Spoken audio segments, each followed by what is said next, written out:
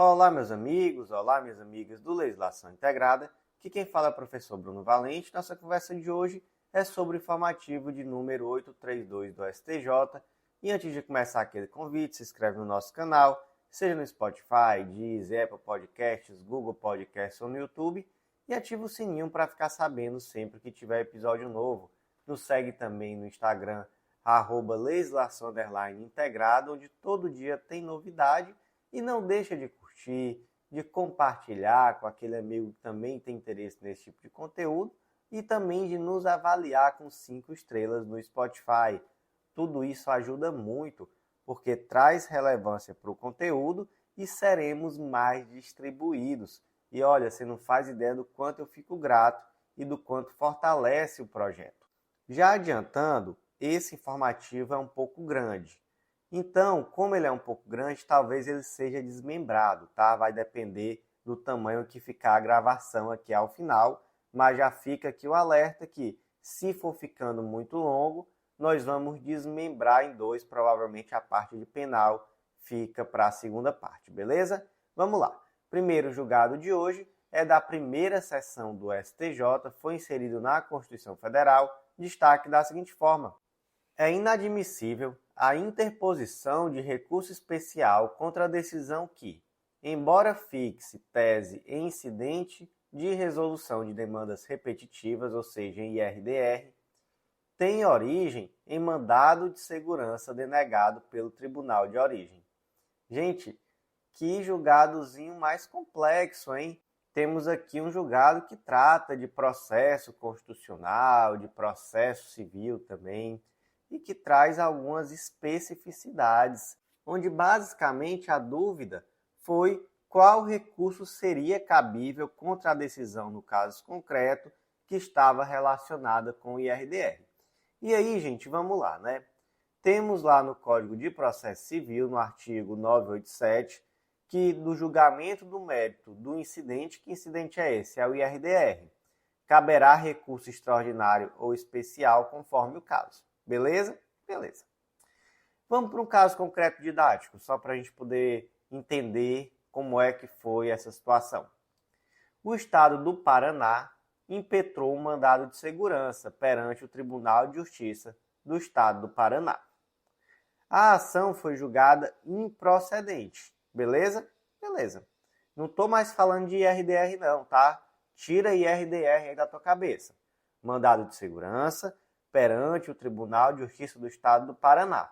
Mandado de segurança julgado improcedente. Qual recurso cabível?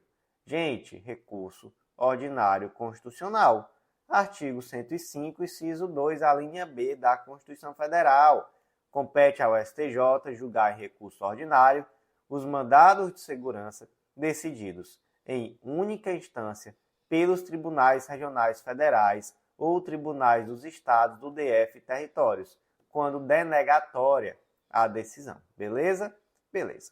Agora vamos aprofundar o caso concreto. Foram ajuizadas, na verdade, diversas ações indenizatórias em face do estado do Paraná, em virtude de uma rebelião que ocorreu em uma penitenciária estadual.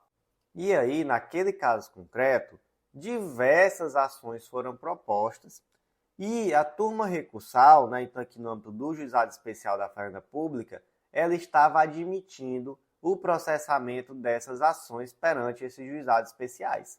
O que o Estado do Paraná fez? Começou a impetrar vários mandados de segurança no TJ Paraná. Olha só a coisa aqui se desenhando, né? Aí houve uma divergência na corte quanto ao entendimento se seria ou não possível conceder a segurança. E aí, por conta disso, se instaurou um IRDR. Ou seja, nós temos aqui um Instituto de Resolução de Demandas Repetitivas que foi instaurado no âmbito de vários mandados de segurança. Tinha um monte de mandado de segurança e aí teve que instaurar um IRDR. Beleza? Beleza. Na prática aqui, tinha 404 processos sobrestados, não é? No caso concreto aqui, real. E aí, gente, no IRDR, utiliza-se o modelo da causa piloto. O que isso significa? Que que você pega um mandado de segurança real, uma ação real, né? Enfim, no caso aqui é um mandado de segurança, mas uma ação, e essa ação vai ser a piloto. E essa ação ela é julgada propriamente, o mérito dela é julgado, né? Mas dali se extrai a tese. E eu falei uma, né? Mas é uma ou mais. São ações que são representativas da controvérsia, beleza?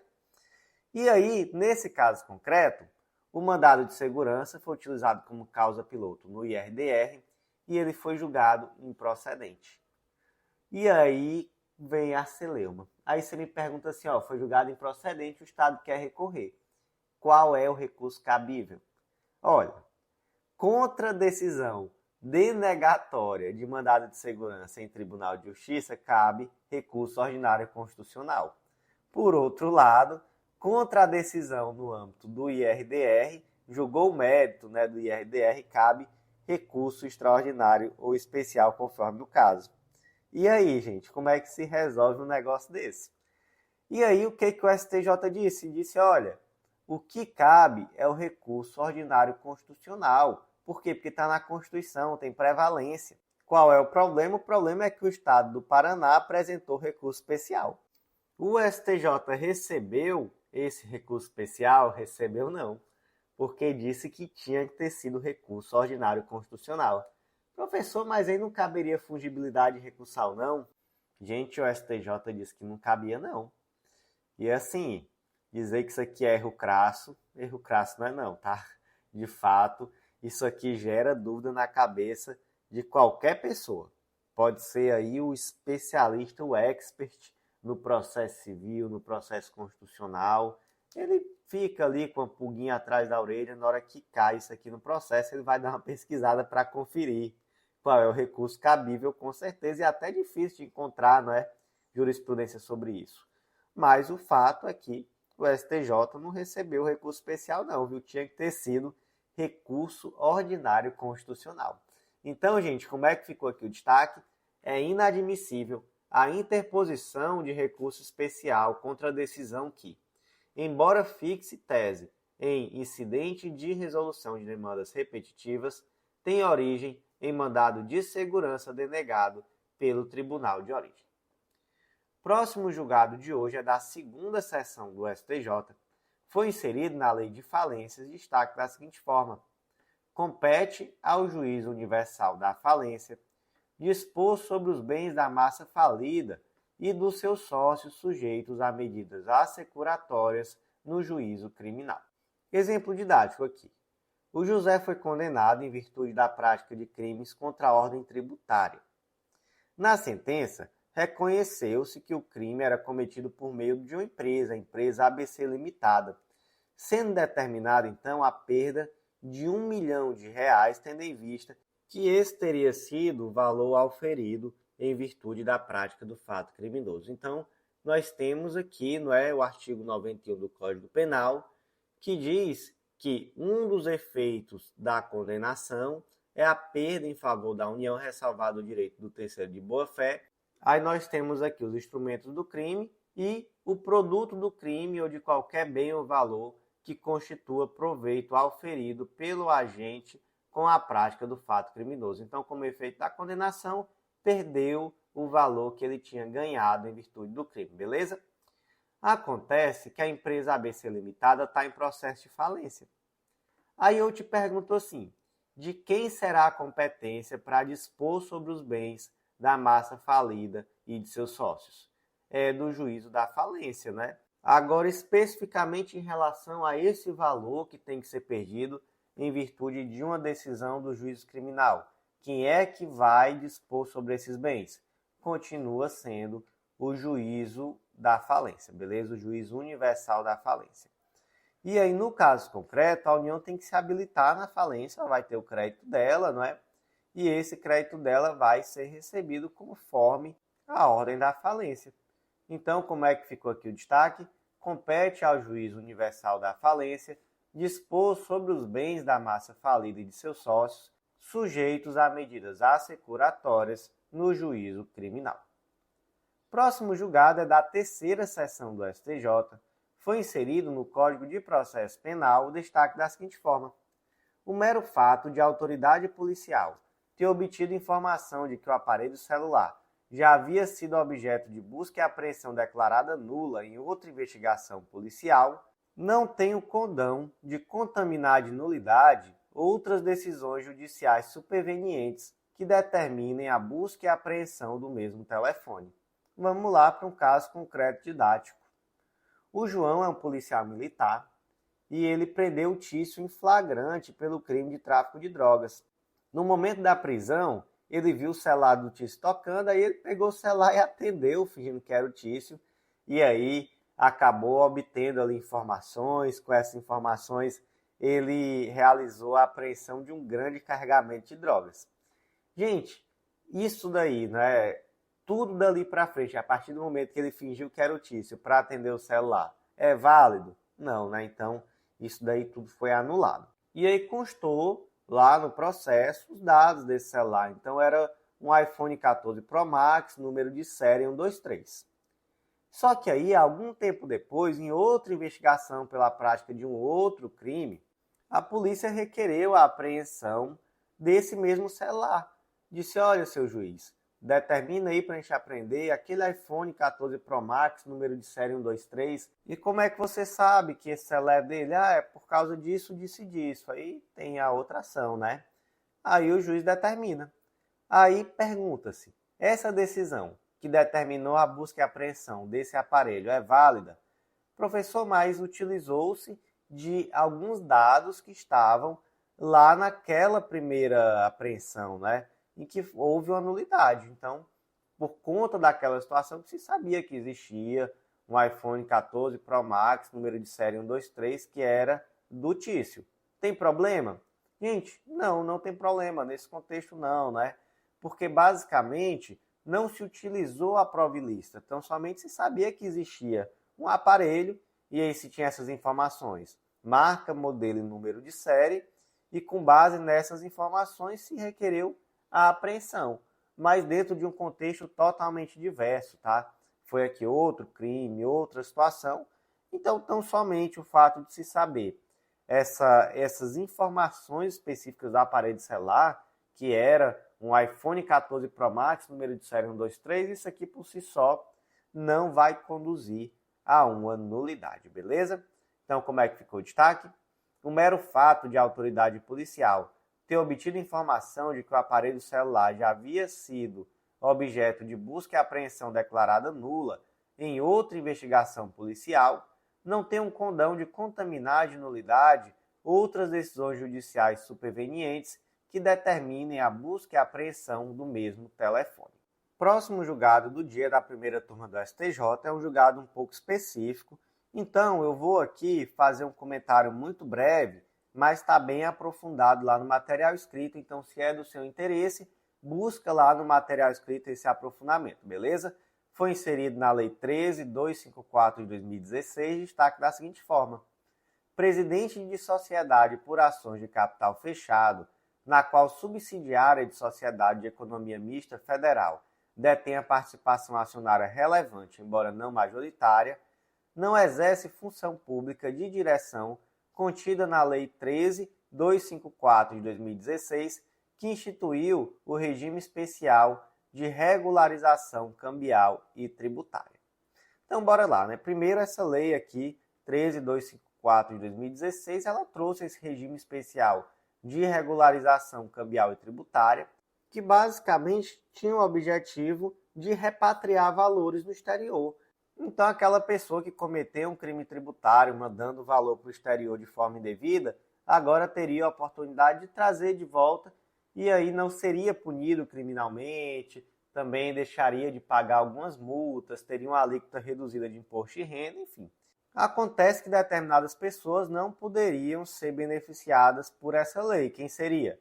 Seria aqueles que são detentores de cargos, empregos e funções públicas de direção ou eletiva, nem também os cônjuges ou os parentes consanguíneos ou afins até segundo grau por adoção.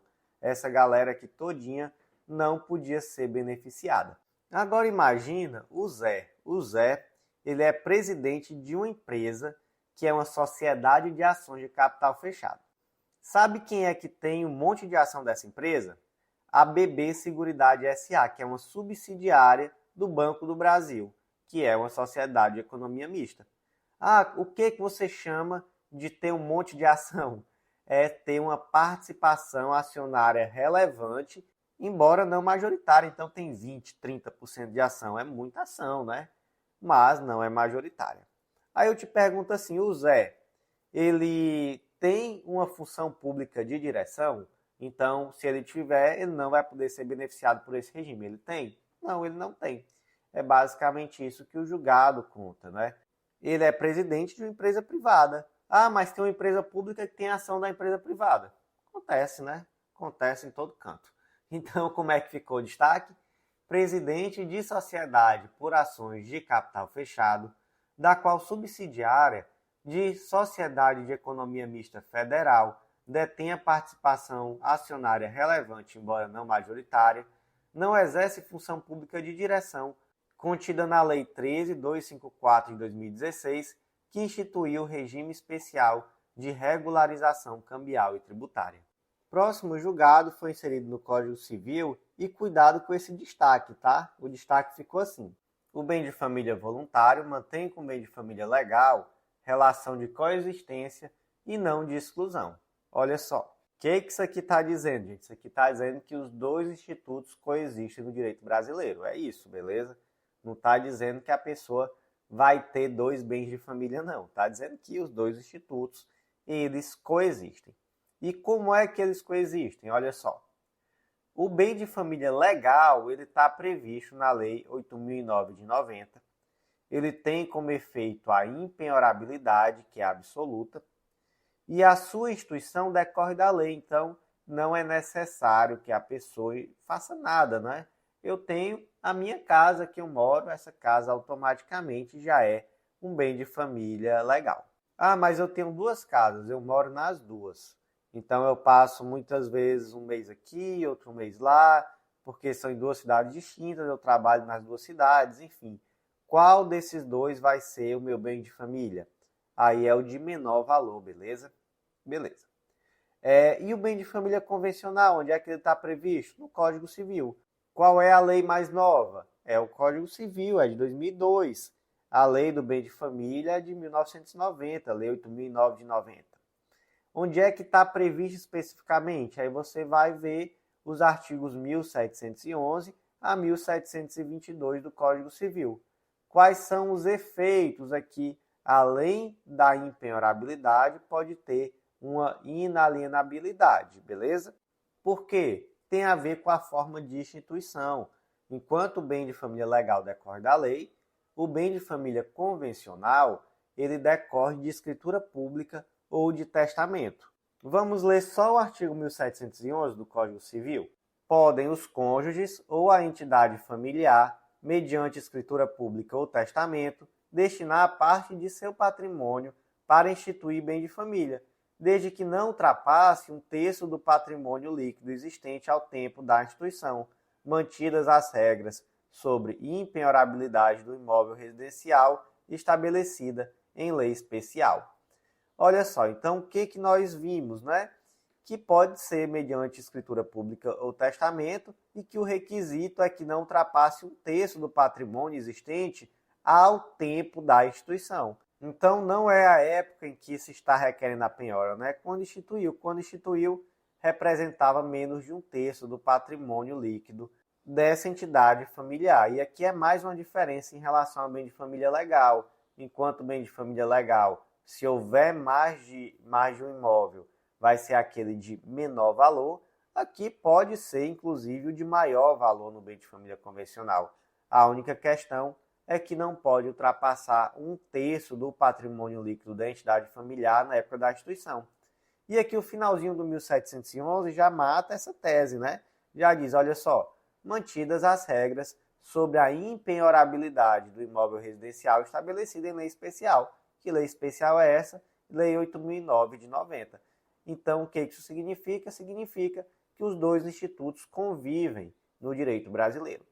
Então, gente, vou destacar de novo, tá? Cuidado com essa tese. Eu acho que poderia ter sido redigida de forma mais clara, porque passa a ideia em uma primeira leitura, pelo menos a mim, passou, de que seria assim, você pode ter um bem de família voluntário e um bem de família legal. E não é isso não, né?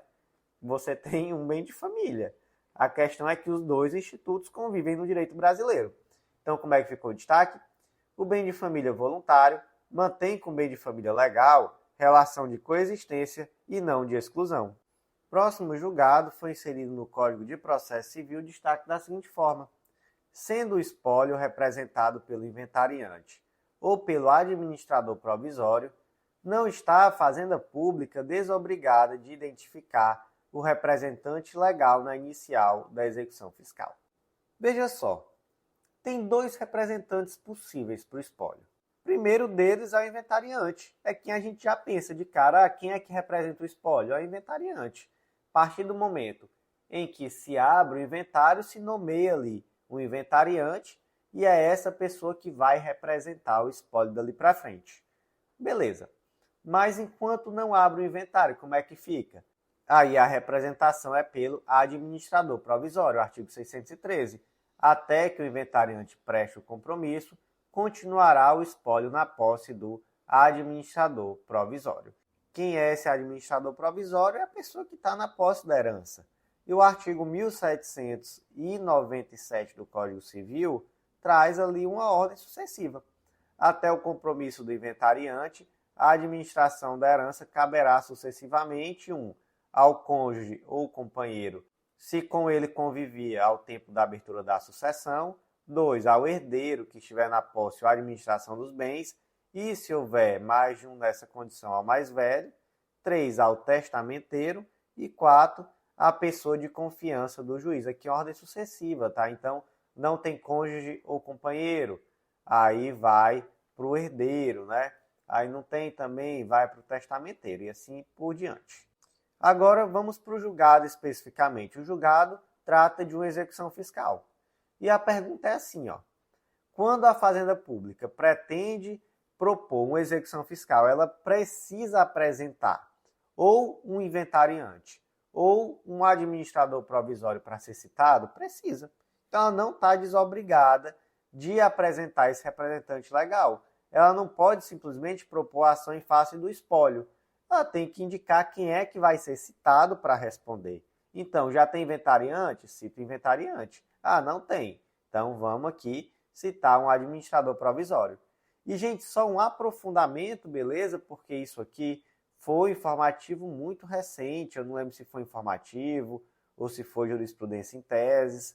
Enfim, imagina a situação assim. Fazenda Pública vai propor a execução fiscal. E aí ela pede a citação do cônjuge na qualidade ali de administrador provisório. Só que a Fazenda Pública não pesquisou se já existia um inventário em aberto. Foi nem atrás, só propôs a ação e mandou citar o cônjuge, né? Que seria ali um administrador provisório. E na prática tinha sim um inventariante era outra pessoa, tinha inventário em aberto. E aí, como é que fica essa situação? Gente, a Fazenda Pública não é obrigada a pesquisar se já existe um inventário em andamento. Mas se ela pede para citar o administrador provisório, sem fazer essa pesquisa, ela está assumindo risco. Isso daí vale para qualquer outra pessoa que propor a ação, tá? Não é só a Fazenda Pública, não. Então, se na prática citou a pessoa errada, aí pode ter uma nulidade. Então, está correndo risco. Pode propor a ação e mandar citar ali quem seria o administrador provisório. Mas é melhor que faça a pesquisa se existe ou não inventário, porque se tiver inventário e o inventariante for outra pessoa, aí fatalmente vai ter uma nulidade mais para frente, beleza? Como é que ficou aqui o destaque do julgado? Sendo o espólio representado pelo inventariante ou pelo administrador provisório, não está a Fazenda Pública desobrigada a identificar o representante legal na inicial da execução fiscal. Próximo julgado é da segunda turma do STJ, foi inserido na Lei Complementar 75 de 93, que é a lei orgânica do Ministério Público, e o destaque ficou da seguinte forma: é cabível a penalidade de cassação de aposentadoria por falta grave praticada por membro do Ministério Público ainda em atividade, mesmo se esta somente foi constatada apenas durante a aposentadoria. Gente, o que a Lei Complementar 75 fala sobre perda do cargo de membro do Ministério Público? Artigo 208. Os membros do MPU, após 2 anos de efetivo exercício, só poderão ser demitidos por decisão judicial transitada em julgado. Parágrafo único. A propositura de ação para perda do cargo, quando decorrente de proposta do Conselho Superior, depois de apreciado o processo administrativo, acarretará o afastamento do membro do MPU do exercício de suas funções, com perda dos vencimentos e das vantagens pecuniárias do respectivo cargo. Beleza. Então, vimos aqui, não é, que é excepcional, excepcionalíssima essa possibilidade de demissão do membro do Ministério Público. Mas é possível? Sim, é possível, através de uma ação judicial transitada em julgado, beleza? Agora, gente, qual é o caso concreto? O caso concreto, o indivíduo, né, membro do Ministério Público, praticou uma falta grave. Essa falta grave, né, naturalmente, ele estava em exercício, mas hoje ele está aposentado. Apesar disso, transitou em julgada a ação determinando a demissão, mas ele está aposentado. E aí? Pode converter essa demissão na cassação de aposentadoria? Gente, assim como se fosse qualquer outro servidor público, é sim possível. Então, nesse caso concreto, né, se ele está aposentado, aquilo que caberia demissão, agora cabe cassação da aposentadoria. Então, como é que ficou o destaque? É cabível a penalidade de cassação de aposentadoria por falta grave praticada por membro de Ministério Público ainda em atividade, mesmo que esta somente seja constatada apenas durante a aposentadoria.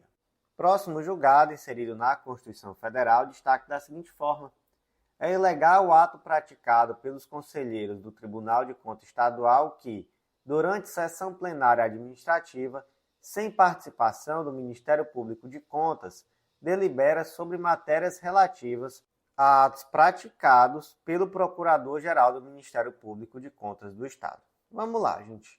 O caso foi lá no Tribunal de Contas do Estado do Mato Grosso do Sul. Basicamente, a sessão ocorreu sem a participação do Ministério Público do Tribunal de Contas. Acontece que a lei orgânica do Ministério Público do Tribunal de Contas lá do Estado prevê que tem que ter participação de membro do MP de Contas em todas as sessões administrativas do Tribunal de Contas em que algo seja decidido. E aí, o que foi decidido no caso concreto, ainda para piorar? Foi a anulação de uma resolução que era do Ministério Público do Tribunal de Contas. Ou seja, vamos lá, ficou meio confuso, né? Mas foi mais ou menos assim. A lei orgânica do MP do Tribunal de Contas diz: tem que ter representante do MP em todas as sessões administrativas do Tribunal de Contas que vai decidir algo. Aí teve uma sessão que não tinha representante do MP, do Tribunal de Contas, e mesmo assim houve uma deliberação. E para piorar, essa deliberação foi anulando uma resolução que era do MP do Tribunal de Contas. Tem nulidade? Gente, tem nulidade, né? Tem nulidade, porque de fato tinha que ter o representante do MP do Tribunal de Contas, conforme determinação legal, e pior ainda, se deliberou pela anulação de um ato institucional do MP do Tribunal de Contas, sem que este tenha a possibilidade de participar. Então temos uma grave violação do devido processo legal. Eu acho que deu para ficar claro, né, o que aconteceu. Como é que ficou então o destaque? É ilegal o ato praticado pelos conselheiros do Tribunal de Contas Estadual que, durante sessão plenária administrativa, sem participação do Ministério Público de Contas, delibera sobre matérias relativas a atos praticados pelo Procurador-Geral do Ministério Público de Contas do Estado. Próximo julgado da terceira turma do STJ foi inserido na Lei de Falências destaque da seguinte forma: os valores devidos ao credor do adiantamento do contrato de câmbio não se sujeitam aos efeitos da recuperação judicial. Então, o primeiro ponto aqui é entender quais créditos estão sujeitos à recuperação judicial. E aí vamos começar aqui pela regra maior, né? Artigo 49. Estão sujeitos à recuperação judicial todos os créditos existentes na data do pedido, ainda que não vencidos. Então, o crédito é anterior à data do pedido de recuperação judicial, então ele entra na recuperação judicial. É posterior, aí já não entra, tem que ser pago normal, né, conforme aquilo que foi contratado. Se for anterior, vai entrar no plano de recuperação e vai ser pago somente conforme estiver no plano de recuperação judicial. Certo? Essa é uma regra absoluta? Gente, não. Nós temos exceções. E aí uma dessas exceções está bem específica lá na lei. Está lá no parágrafo 4º desse artigo 49. Não se sujeitará aos efeitos da recuperação judicial a importância a que se refere o artigo 86, inciso 2 dessa lei, que prevê basicamente o quê? Prevê o tal do adiantamento a contrato de câmbio. Em outras palavras, aquele valor decorrente do adiantamento a contrato de câmbio, ele não vai entrar na recuperação judicial. E o que raios é isso? Vamos lá. Adiantamento a contrato de câmbio é um contrato por meio do qual a empresa recebe do banco em moeda nacional um adiantamento de um valor que ele só receberia no futuro decorrente de uma exportação. Para que isso serve? Isso serve porque a exportação é uma operação complexa e muitas vezes esse indivíduo que está vendendo demora muito a receber o dinheiro. E além disso existe uma flutuação cambial que pode ser muito forte a depender da época em que esse contrato está sendo celebrado. E por conta disso, muitas vezes é melhor garantir aquela taxa de câmbio do dia. Então imagina assim, a empresa Café do Brasil Limitada fechou um contrato para exportar 100 toneladas de café para outra empresa lá nos Estados Unidos. O valor do contrato foi de US$ 1 milhão e o pagamento será feito só após o recebimento do produto, que está previsto para ser só daqui a 90 dias, daqui a 180 dias, enfim. Imagina aí um prazo razoavelmente longo. E aí a Café do Brasil, ela vai lá no Banco do Brasil e celebra um contrato de adiantamento de câmbio. O que ela fala? Ela fala, olha, eu tenho aqui um crédito de 1 milhão para receber daqui a 180 dias, mas eu estou precisando desse dinheiro agora, como é que a gente faz? Aí o Banco do Brasil diz assim, olha, então vamos fazer assim, câmbio do dia hoje é $1 está R$5, então US$ 1 milhão equivaleria a 5 milhões de reais. Mas aí você também vai ter que pagar aqui umas taxas, valores acessórios, enfim. Então, por conta disso, desses 5 milhões de reais, você também deixa aqui uma taxa de 500 mil. Eu vou te adiantar hoje 4 milhões e 500 mil reais. E aí, quando a Café do Brasil pagar, esquece esse dinheiro. Esse dinheiro não é mais teu, não. Esse dinheiro é meu. Meu Banco do Brasil. Faz sentido, né? Até porque a empresa já recebeu o dinheiro. O crédito agora não é dela, o crédito agora é do banco. Agora imagina que nesse meio tempo a empresa pediu recuperação judicial. O Banco do Brasil vai ter que entrar na fila da recuperação judicial para receber o valor? Não, né, gente? É como eu disse, esquece o dinheiro agora é do banco. Então, esse valor não vai entrar na recuperação judicial, não. E aí, gente, esse contrato pode ter complexidades, né? Mas para o que importa para a gente entender essa tese, isso já é suficiente. Então é pensar assim, olha, a empresa Café do Brasil já recebeu o valor que cabia a ela, 4 milhões e meio. Então esses US$ 1 milhão que vão ser recebidos 180 dias depois, 90 dias depois, enfim, da forma que estiver em contrato, vai para o banco, né? Não entra na recuperação judicial. Faz sentido, não faz? Eu acho que faz total e completo sentido, sim. Como é que ficou então o destaque? Os valores devidos a credor do adiantamento do contrato de câmbio não se sujeitam aos efeitos da recuperação judicial. Próximo julgado de hoje foi inserido no Decreto-Lei 911 de 69, que trata sobre alienação fiduciária, e o destaque ficou da seguinte forma: no procedimento especial de busca e apreensão de bem alienado fiduciariamente, regido pelo Decreto-Lei 911 de 69, não incide a obrigatoriedade de prévia audiência de conciliação prevista no artigo 334 do Código de Processo Civil, não resultando sua ausência em nulidade. Então, nós temos aqui um julgado no âmbito do Decreto-Lei 911. E só para a gente já fazer aqui uma introdução, beleza? Quando é que se aplica o Decreto-Lei 911? Quando for uma alienação fiduciária de bem imóvel e o credor for uma instituição financeira. Então, por exemplo, você comprou um carro, uma moto, fez um empréstimo no banco e colocou esse carro em alienação fiduciária, ou seja, esse carro é da propriedade do banco até que você termine de pagar. É uma propriedade resolúvel. Terminou de pagar, passa a ser sua propriedade esse veículo. Então, nesse caso, se aplica o Decreto-Lei 911, que traz todo um regramento especial, todo um rito especial, que torna mais fácil para essa instituição financeira reaver esse bem, caso você não o pague. Gente, só para a gente contextualizar, e se for uma alienação fiduciária de bem imóvel infungível e o credor não for uma instituição financeira? Aí o regramento está no Código Civil, artigo 1361 a 1368-A. E, por outro lado, se for uma alienação fiduciária de um bem imóvel, aí você aplica a Lei 9514 de 97. Então, por exemplo, aqui, mesma situação, só que é uma casa. Aí não vai ser Decreto-Lei 911, vai ser a Lei 9514 de 97. E agora, conversando especificamente sobre o Decreto-Lei 911, que trata dessa alienação fiduciária de bem imóvel, quando o credor for instituição financeira, nós temos algumas especificidades, Há um rito todo especial que torna mais fácil que a instituição financeira tome de volta esse bem, caso aquela pessoa que contratou não pague, Então, por exemplo, só que alguns pontos. Não cabe, por exemplo, a purgação da mora, no caso de uma execução pautada no Decreto 911.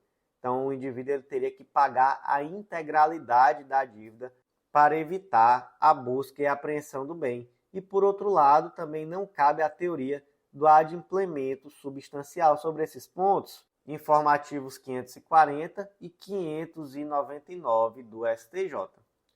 E aí, como nós já vimos, existe todo um regramento próprio, existe um rito próprio. E no caso concreto, o que aconteceu? Não teve audiência prévia de mediação e conciliação.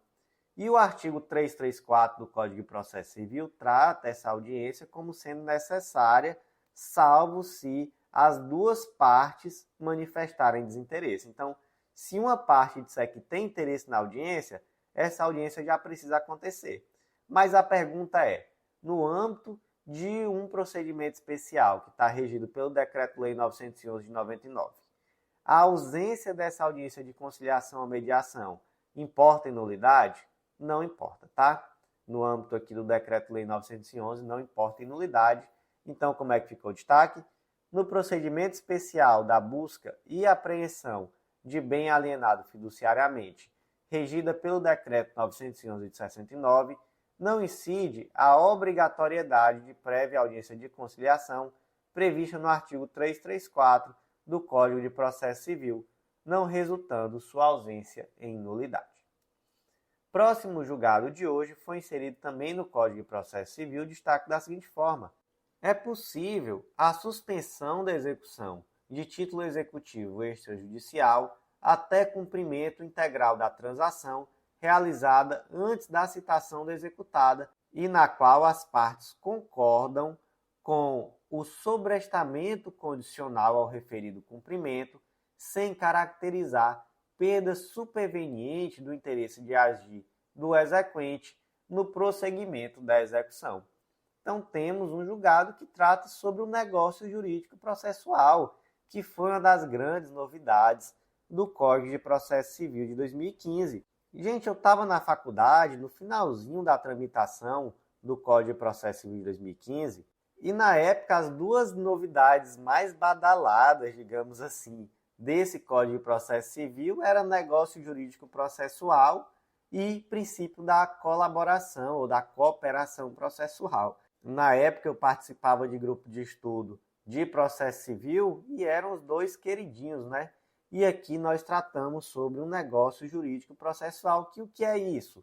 é um acordo que é realizado entre as partes em um processo judicial e que permite ajustar certos aspectos procedimentais e de condução do processo.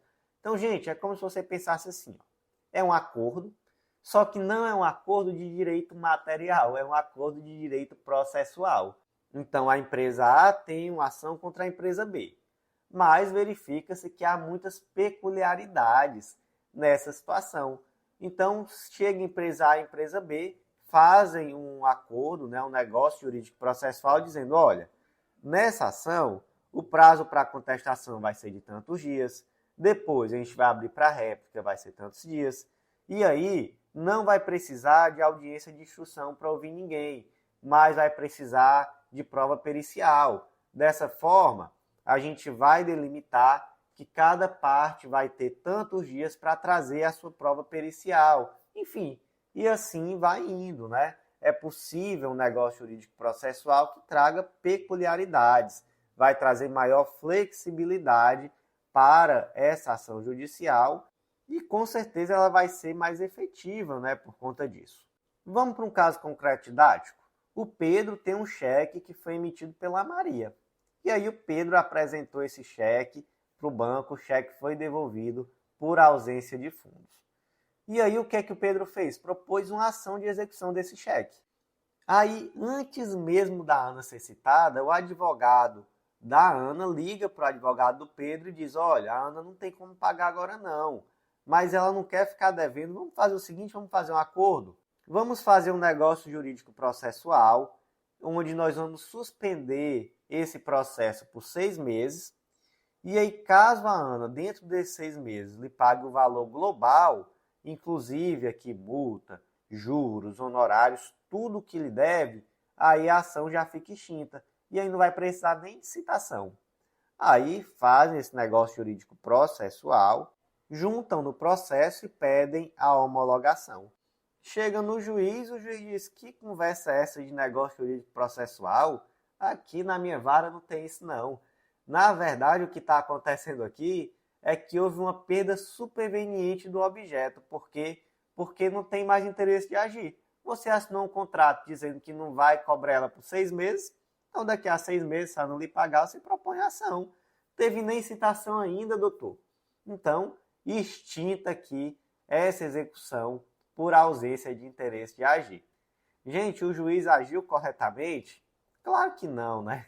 Não agiu corretamente de forma nenhuma.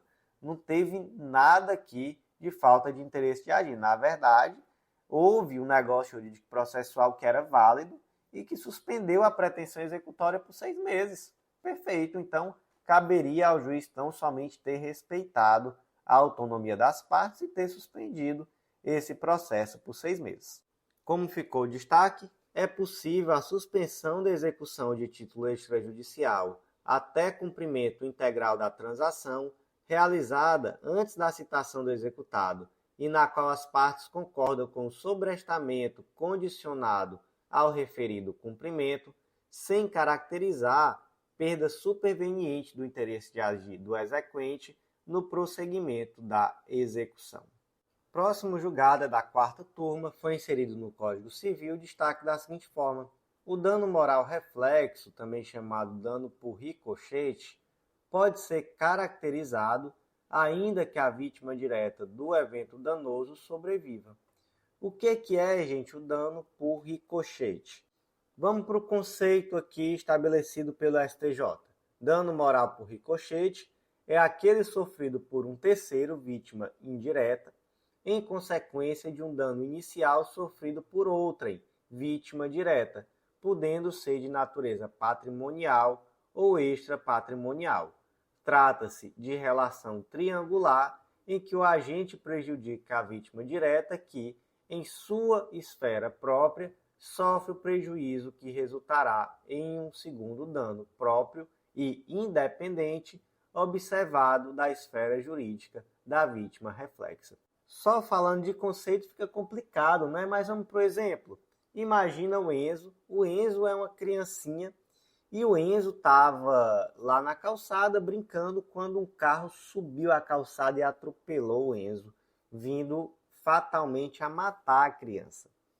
Quem foi que sofreu o dano? Foi o Enzo, né? O Enzo é a vítima direta do evento. Mas vocês concordam que nós temos vítimas indiretas? Então, toda a família, né? Mas, se você pegar principalmente aí os pais são provavelmente as grandes vítimas indiretas. Vai causar um sofrimento, uma dor muito pesada a esses pais. Então, esses pais, eles também sofrem dano, tanto patrimonial, já que eles vão ter que arcar eventualmente com algum valor para o custeio da própria saúde dessa criança, né? Enfim, como também extra patrimonial, então dano moral. E se trata aqui de uma obrigação de indenizar que é autônoma e independente, beleza? Então esse é o melhor exemplo. Mas agora pensa nessa situação aí do Enzo. Imagina que o Enzo não faleceu, ele foi atropelado, mas ele não veio a falecer. Ele veio, aqui no caso concreto específico, a ter uma amputação parcial do pé esquerdo. Gente, tem alguma dúvida de que isso também causa um dano reflexo? Que isso vai causar um sofrimento excessivo, por exemplo, nos pais do Enzo? De forma alguma, né? Então, não só tem dano moral reflexo ou dano por ricochete quando a vítima direta do evento morre, não. Então, nesse caso concreto, com certeza tem dano por ricochete também. Como é que ficou o destaque? O dano moral reflexo ou dano por ricochete pode se caracterizar ainda que a vítima direta do evento danoso sobreviva. Próximo julgado, inserido no Estatuto da Criança e do Adolescente, destaque da seguinte forma: o artigo 249 do ECA deve ser interpretado de forma abrangente, aplicando-se a qualquer pessoa física ou jurídica que desrespeite ordens da autoridade judiciária ou do Conselho Tutelar, sem limitar-se à esfera familiar de guarda ou tutela.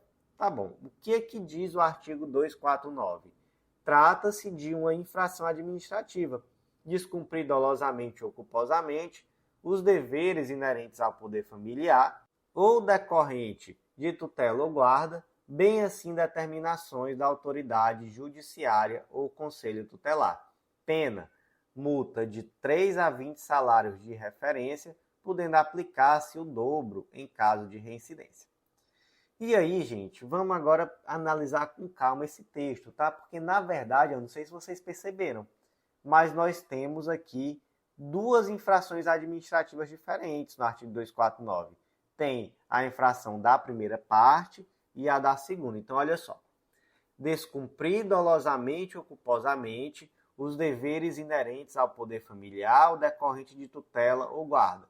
Essa daqui é uma infração administrativa. Ela está na primeira parte do artigo 249.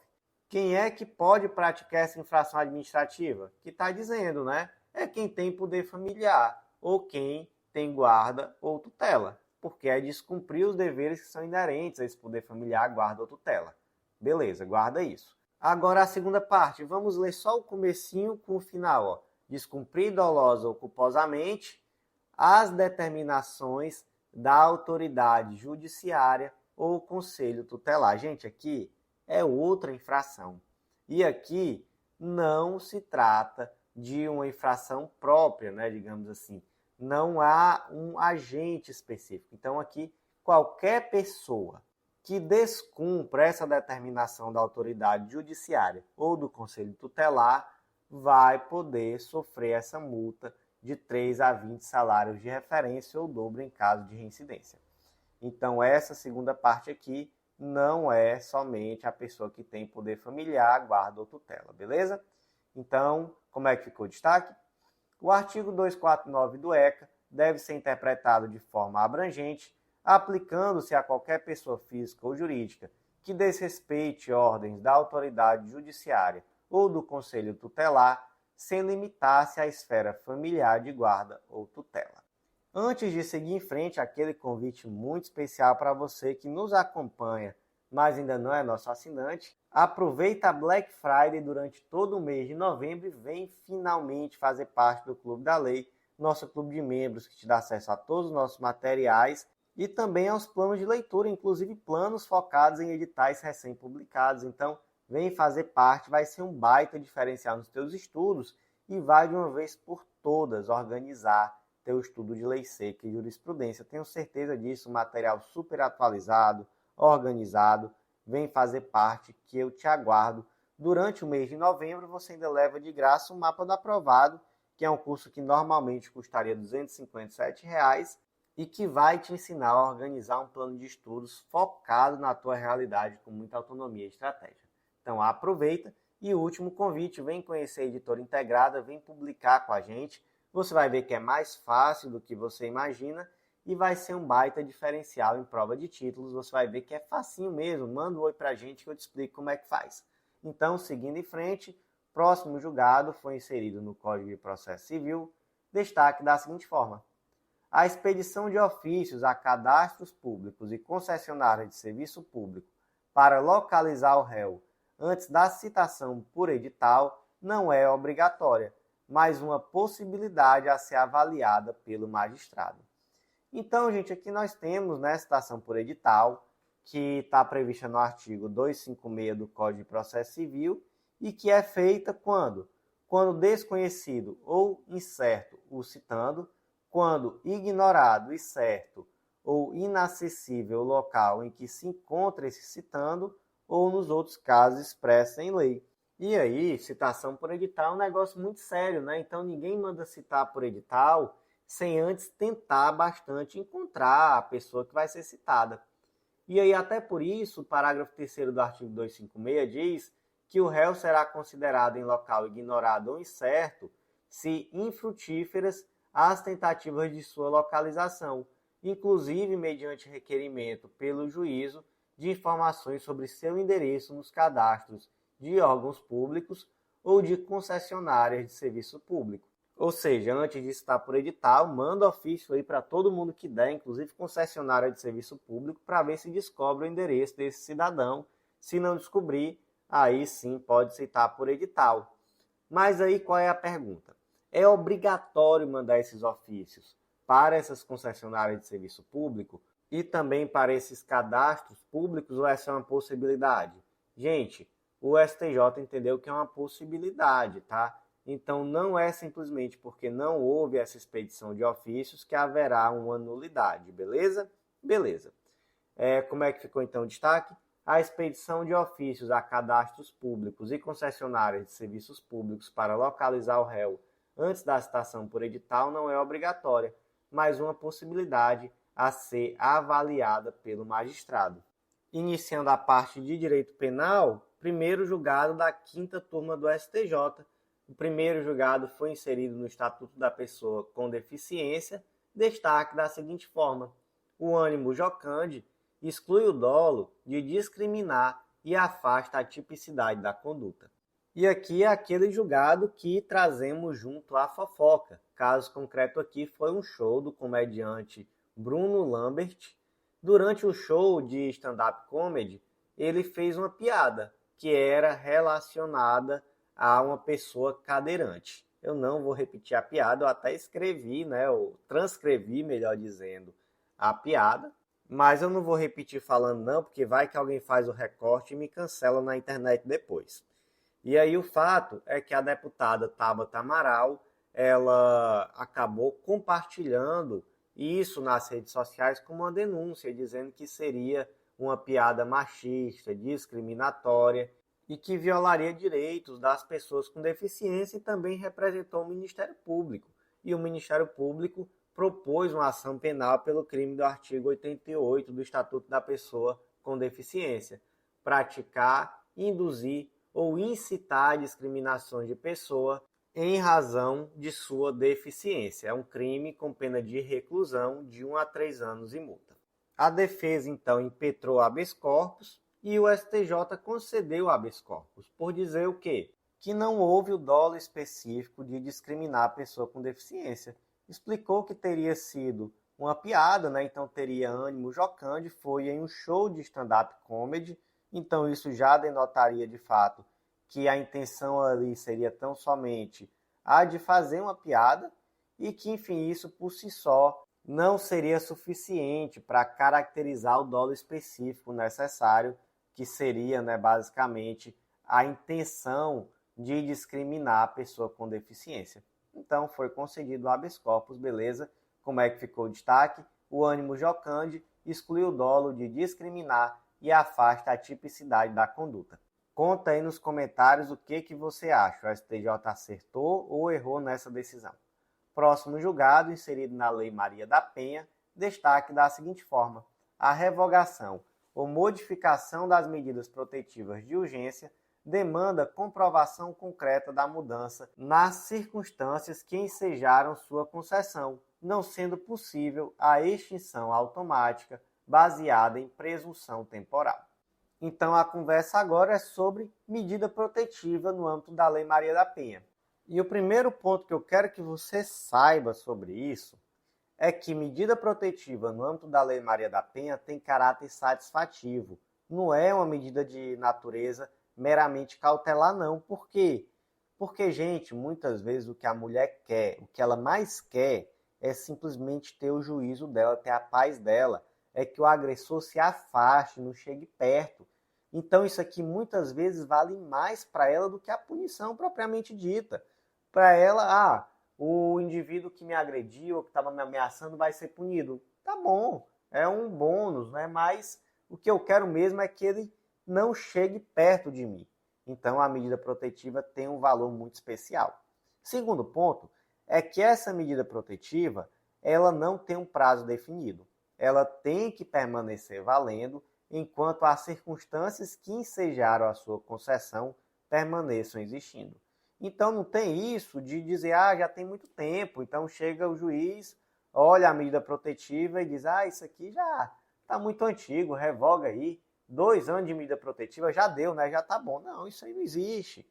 Então, antes de revogar ou modificar a medida protetiva de urgência no âmbito da Lei Maria da Penha, primeiro ponto, tem que ouvir a mulher. Tem que saber o que ela pensa sobre isso, se ela acha que permanece necessário ou não. Segundo ponto, tem que avaliar de forma concreta se houve mudança no contexto fático. E aí, se houve de fato uma mudança no contexto fático, aí é possível revogar ou modificar essa medida protetiva de urgência. Mas se o contexto fático se mantém também a medida protetiva de urgência, não importa o tempo, beleza?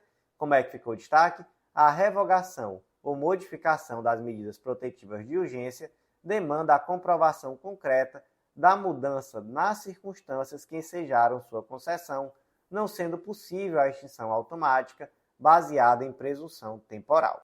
Próximo julgado é da 6ª turma do STJ, foi inserido na Lei 7716 de 89, que trata dos crimes de preconceito, o destaque da seguinte forma: a fixação da competência da Justiça Federal para o julgamento do crime de racismo mediante divulgação de conteúdo em rede social exige a demonstração da natureza aberta do perfil que realizou a postagem, a fim de possibilitar a verificação da potencialidade de atingimento de pessoas para além do território nacional.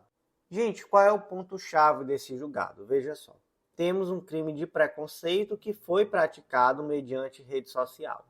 De quem vai ser a competência? Justiça estadual ou Justiça Federal? Gente, só por ser um crime praticado na internet, não significa que a competência vai ser da Justiça Federal. O que nós temos que olhar para definir? É a potencialidade dessa publicação, desse ato, enfim, o que quer que seja, chegar fora do território nacional, então chegar no estrangeiro. Então tem que verificar se efetivamente chegou no estrangeiro? Não, a potencialidade. Então, por exemplo, se foi um ato preconceituoso praticado por meio de um chat, por meio do WhatsApp, não.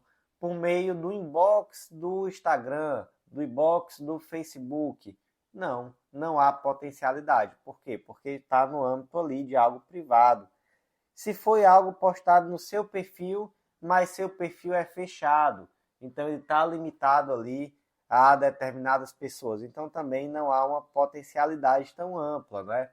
Mas se é uma postagem em perfil aberto, aí realmente temos uma potencialidade bem ampla, inclusive desse ato vir a ultrapassar o território nacional. Então, nesse caso, a competência é da Justiça Federal. Como é que ficou então o destaque? A fixação da competência da Justiça Federal para o julgamento do crime de racismo mediante divulgação de conteúdo em rede social, exige a demonstração da natureza aberta do perfil que realizou a postagem, a fim de possibilitar a potencialidade de atingimento de pessoas além do território nacional. Gente, o último julgado do dia, eu sei que o informativo já está bem grande, foi inserido no regimento interno do STJ, destaque da seguinte forma: a realização do julgamento de forma virtual, mesmo com oposição expressa da parte, não é por si só causa de nulidade ou cerceamento de defesa. Então, gente, hoje nós temos duas possibilidades para julgamento de recurso na maioria dos tribunais, né? Recurso, ações, enfim. Temos o plenário físico, que é aquela situação que a gente vê na TV às vezes, inclusive lá os ministros do STF, por exemplo, debatendo, e aí chega alguém, faz uma sustentação oral, chega o PGR fala, aí cada ministro lê seu voto, enfim, daquele jeito. Aquele ali é o julgamento presencial. E aí pode-se utilizar alguma tecnologia. Então, por exemplo, o ministro pode ler o voto dele online, né, por meio de videoconferência, pode eventualmente um advogado fazer a sustentação oral online, mas para todos os efeitos é um julgamento presencial, beleza? Mas nós temos também hoje, na maioria dos tribunais, os plenários virtuais. E aí como é que funciona? Aqui no TJ Pará, por exemplo, o plenário virtual normalmente começa na segunda-feira, 14h, e fica até a segunda-feira, 14h da outra semana, quando fecha. E aí, o desembargador coloca seu voto, o voto vai só escrito, não tem debate, e cada um dos outros desembargadores da turma, da sessão, enfim, vai lá e coloca um joinha, e diz assim, siga o relator, então coloca um dislike, vou contra o relator. E aí, nesse caso, ele coloca o voto dele divergente, e assim vai. Normalmente, não é possível sustentação oral nesse caso, então, na maioria dos tribunais, quando alguém requer a sustentação oral em um processo que está em plenário virtual, ele é retirado de pauta e é colocado em pauta na próxima sessão do plenário físico, exatamente para permitir a sustentação oral. Mas hoje existe a tecnologia que permite que se faça a sustentação oral por meio de vídeo e se coloque no sistema. E aí o desembargador, o ministro, enfim, quando for julgar, ele tem a oportunidade de assistir aquela sustentação oral em vídeo e aí após votar. Não é muito legal, né? Realmente, como advogado, você fica um pouco ali com receio do julgador não assistir. Faz parte, né? Mas qual é o ponto aqui? O ponto é saber se a pessoa que vai ter o recurso julgado tem direito de escolher, eu quero que meu recurso seja julgado em plenário físico. Não, não existe esse direito, não. O que existe é o direito de fazer sustentação oral quando o regimento permitir, quando o Código de Processo Civil e os regimentos internos permitirem. Mas se o plenário virtual permite a sustentação oral, então não tem como dizer, mas desse tipo aí eu não gosto, desse jeito aí eu nem quero. Quero, julgue, pode tirar daí, bota para o plenário físico. Não, não pode. Então, mesmo que o advogado apresente oposição ao julgamento na forma virtual, diga, não quero, eu quero que seja presencial, quero fazer sustentação oral. Se ele tiver algum meio tecnológico disponibilizado pelo tribunal para fazer a sustentação oral dele dentro desse sistema de julgamento virtual, então, gente, realmente não tem nenhuma nulidade no julgamento, mesmo que haja oposição expressa, beleza? Então, como é que ficou o destaque? A realização do julgamento de forma virtual, mesmo com oposição expressa da parte, não é por si só causa de nulidade ou cerceamento de defesa. Gente, esse foi o último julgado do dia. Eu agradeço muito a você que ouviu até o final. E se você ouviu 1h e 5 minutos quase de podcast, é porque gostou. Então, deixa o like, comenta aí o que achou e compartilha também. Isso ajuda demais e com certeza fortalece muito o projeto. Por hoje foi isso. Eu agradeço muito a você que ouviu até o final e até a próxima.